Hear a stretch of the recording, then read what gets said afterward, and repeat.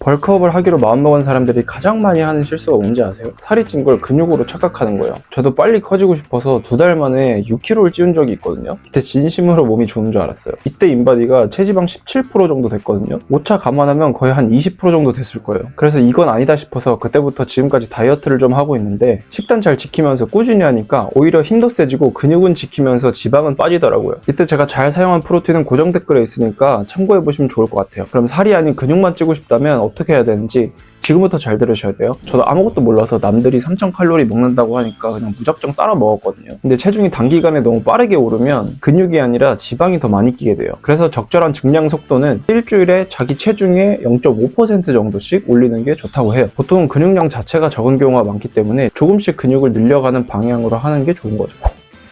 우선 내가 얼만큼 먹어야 하는지를 아는 게 중요합니다. 한 번만 알면 되게 간단해지거든요. 하루에 총 필요한 칼로리를 구하는 방법은 TD 계산기라고 검색해서 나오는 거 아무거나 쓰셔도 상관없어요.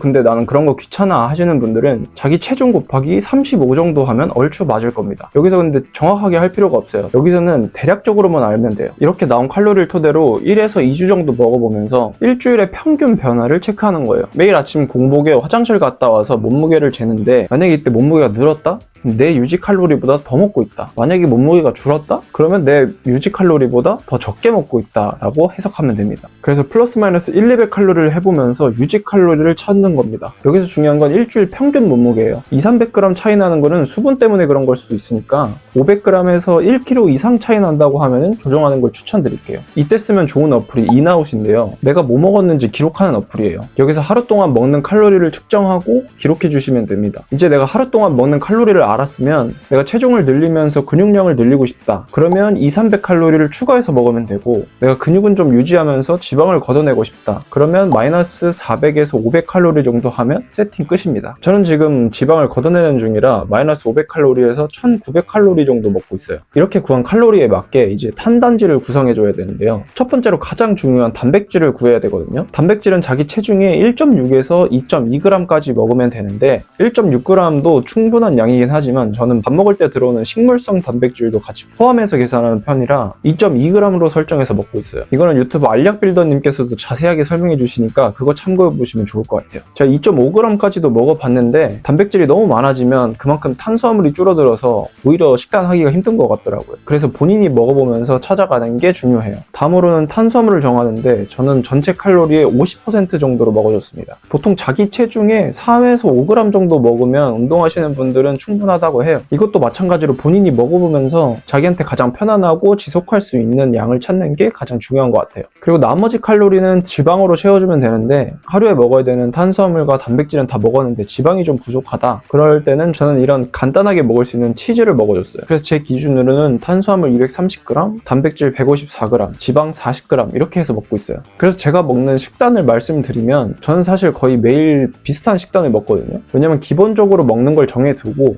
남는 칼로리에서 유동적으로 먹어주는 게 식단 지키기 편하더라고요. 그래서 탄수화물은 기본적으로 흰쌀밥 210g을 먹고 빵이나 또띠아, 시리얼 같은 걸로 먹을 때도 있어요. 단백질은 닭가슴살, 닭다리살, 돼지 안심, 소고기 등등으로 다양하게 먹어주고 있는데, 기본적으로는 제품으로 된 닭가슴살 먹고 있어요. 제품으로 나온 닭가슴살들 맛있는 게 너무 많아가지고 그거 돌려 먹기만 해도 사실 식단하는 게 그렇게 어렵진 않더라고요. 근데 같은 걸 계속 먹으면 좀 물리니까 주기적으로 좀 바꿔주는 게 좋은 것 같더라고요. 그리고 닭가슴살 질릴 때나 아침 먹기 좀 싫을 때 제가 진짜 잘 활용한 제품이 있는데, 갓되거든요. 이게 돼지 안심으로 만든 건데 수비드를 해서 부드럽고 성분도 좋은데 맛도 있어서 제가 쟁여놓고 먹을 정도로 진짜 강추드립니다. 이번에 또 30개 주문했어요.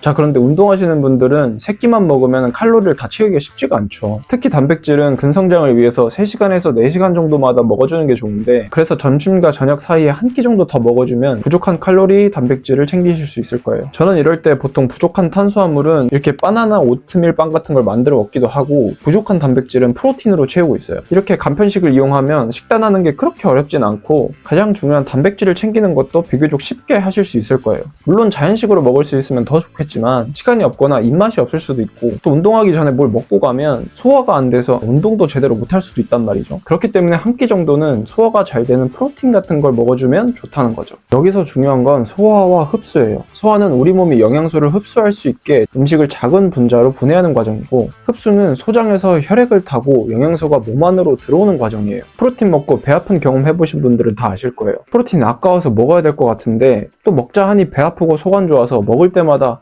이번엔 괜찮으려나 하게 된단 말이죠. 이런 분들을 위해서 제가 너무 잘 먹고 있는 프로틴 하나 추천드릴게요. 이 옵티멈 플래티넘은 141칼로리에 단백질 30g, 지방과 당류 1g에 탄수화물 3g이라 단백질만 꽉꽉 들어있다고 보시면 돼요. 근데 이건 가성비 제품은 아니에요. 한 번 먹을 때 한 3,000원 꼴인데 가성비를 중요하게 생각하시는 분들은 가성비 제품 드시면 돼요. 근데 나는 좀 품질 면에서 안정적이면서 소화 흡수가 잘 되는 프로틴이 필요하다고 하시는 분들한테는 좋은 선택지가 될 수가 있어요. 일단 글로벌 유제품 기업인 글렌비아에서 원료부터 생산까지 직접 관리하는 제품이에요. 그리고 금지약물 오염 여부를 도핑 테스트 수준으로 하는 인폼드 초이스 인증도 받은 제품이라 생산 공정과 원료 관리가 엄격한 품질 좋은 프로틴입니다. 그리고 일반적인 프로틴을 정제해서 지방과 유당을 걸러낸 게 WPI거든요. 이 WPI 단백질을 더 작은 펩타이드 형태로 분해하는 소화 효소를 넣어서 가수 분해를 했기 때문에 우리가 위에서 단백질을 분해하는 과정이 줄어들어서 소화와 흡수가 빠르고 부담이 적도록 만든 제품이에요. 그래서 저같이 프로틴을 먹고 어지럽거나 속이 불편하신 분들도 마음 놓고 편하게 드실 수 있는 거죠. 우리가 프로틴을 고를 때 또 하나 중요하게 봐야 되는 게 류신이에요. 이 류신이 근육을 만들라는 신호를 보내는 역할을 하거든요. 보통 2에서 3g 정도면 충분하다고 하는데 이 정도 양이라고 하면 고품질 단백질 25g에서 30g 정도에 들어있는 수준이에요. 그리고 류신, 이소류신, 발린 이 세 가지 아미노산을 BCAA라고 하는데 이 프로틴에는 BCAA가 8.8g 들어있어서 류신도 2에서 3g은 충분히 넘는 수준이라고 보시면 돼요. 다음으로 류신만 중요한 게 아니라 9가지 필수 아미노산을 골고루 챙겨주는 게 중요한데 프로틴은 우유로 만든 거기 때문에 9가지 필수 아미노산이 다 들어있는 완전 단백질이에요. 그래서 프로틴으로 섭취해도 필수 아미노산은 걱정 없이 다 섭취하실 수 있는 거예요. 그래도 프로틴은 말 그대로 부족한 단백질을 보충해주는 용도니까 되도록이면 자연식으로 드시되 점심과 저녁 사이 간식이나 운동 후에 빠르게 단백질을 섭취해주시는 용도로 사용하면 베스트다. 운동 후나 아침에 소화 흡수가 빠르고 편한 프로틴에 관심 있으신 분들은 고정 댓글에 남겨놓을 테니까 확인해보시면 좋을 것 같아요. 그리고 막 프로틴을 먹다 보면 가루가 잘 안 풀려서 가루 덩어리가 뭉치고 그러잖아요. 이건 물과 잘 섞이게 만들어서 뭉침 없이 몇 번만 흔들어도 물에 잘 녹고 글루텐 프리이기 때문에 글루텐 먹으면 속이 불편하신 분들도 드실 수 있게 만들었어요. 그러니까 그냥 한마디로 소화에 부담 없이 먹으라고 작정하고 만들었다고 보시면 돼요. 맛도 초코맛, 바닐라맛, 딸기맛 이렇게 있는데 개인적으로는 초코맛을 제일 좋아하고 먹고 나면 입에 막 끈적끈적하게 남지 않고 깔끔한 거 좋아하시는 분들이라면 분명히 좋아하실 거예요. 자, 그래서 제대로 몸을 만들고 싶으신 분들, 소화 때문에 힘든 분들, 이런 분들이 걱정 없이 속 편하게 드실 수 있게 나온 프로틴이 이 옵티멈 플래티넘이에요. 가성비 있다고 말할 수는 없지만 그만큼의 품질과 꾸준히 먹을 수 있는 편안함, 그리고 하루 한 잔 커피값이라고 생각하면 충분히 투자할 수 있는 수준이라고 생각해요. 프로틴 아직 정착 못 하셨거나 소화 흡수가 잘 되는 프로틴 찾고 계신 분이라면 한번 시도해 보시면 좋을 것 같아요. 그러면 감사합니다.